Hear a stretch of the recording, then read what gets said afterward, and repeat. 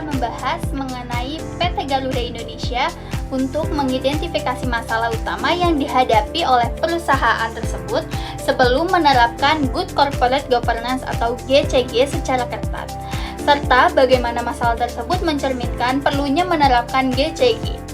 Berikut adalah beberapa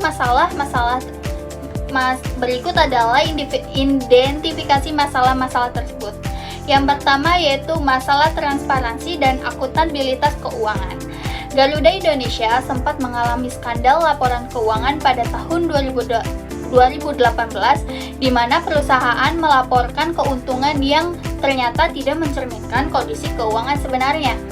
Keuntungan tersebut dinilai sebagai hasil dari transaksi yang belum direalisasikan dan melanggar prinsip transparansi dan akuntabilitas. Situasi ini menyebabkan keraguan pada para pemangku kepentingan termasuk investor dan otoritas bursa dan mengakibatkan sanksi dari Bursa Efek Indonesia atau BI.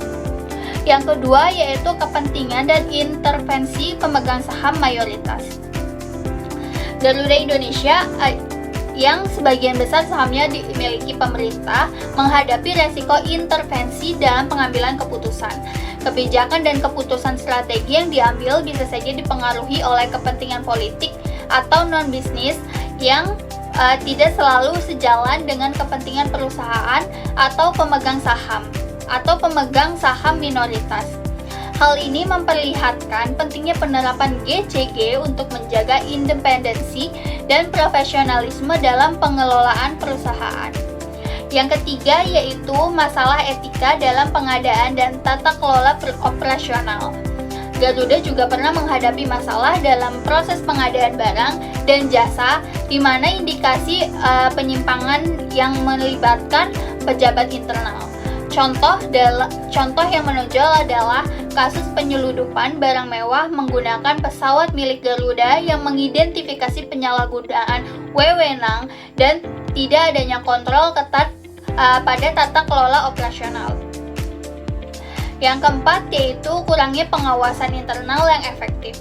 Kegagalan dalam mengidentifikasi dan menangani berbagai masalah di atas menunjukkan bahwa sistem pengawasan internal Garuda Indonesia tidak begitu efektif. Hal ini mencerminkan perlunya sistem kontrol yang lebih kuat dan struktur pengawasan yang mendukung manajemen resiko secara menyeluruh. Perlunya penerapan GCG yaitu yang pertama untuk meningkatkan kinerja keuangan. Dengan penerapan GCG, Garuda Indonesia dapat meningkatkan kinerja keuangan melalui pengelolaan yang lebih efisien dan transparan. Yang kedua yaitu meningkatkan transparansi. GCG membantu meningkatkan transparansi dalam pelaporan keuangan dan pengambilan keputusan, sehingga dapat membangun kepercayaan diri pemegang saham dan investor. Yang ketiga yaitu mengurangi ketidakadilan. GCG dapat memastikan bahwa pengambilan keputusan dilakukan secara adil dan berdasarkan prinsip keadilan, sehingga kepentingan semua pemangku kepentingan dapat terpenuhi. Yang keempat yaitu meningkatkan akuntabilitas dengan penerapan GCG. Garuda Indonesia dapat memperkuat mekanisme akuntabilitas sehingga manajemen dan direksi bertanggung jawab atas tindakan mereka.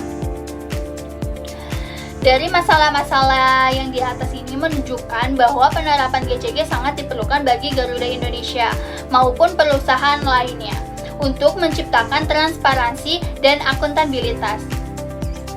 Dengan penerapan GCG yang ketat, Garuda dapat meningkatkan transparansi dan laporan keuangan, menjaga integritas pengelolaan, serta memastikan semua keputusan bisnis dilakukan secara etis dan profesional. GCG juga membantu perusahaan untuk menghindari penyimpangan dan peningkatan kepercayaan dari publik dan investor, yang pada akhirnya memperbaiki performa perusahaan secara keseluruhan. Penerapan GCG di perusahaan seperti Garuda Indonesia bukan hanya soal mematuhi regulasi, tetapi juga untuk menciptakan tata kelola yang profesional dan beretika, sehingga perusahaan dapat tumbuh secara berkelanjutan dan bertanggung jawab. Berikutnya, aku akan membahas soal nomor 3.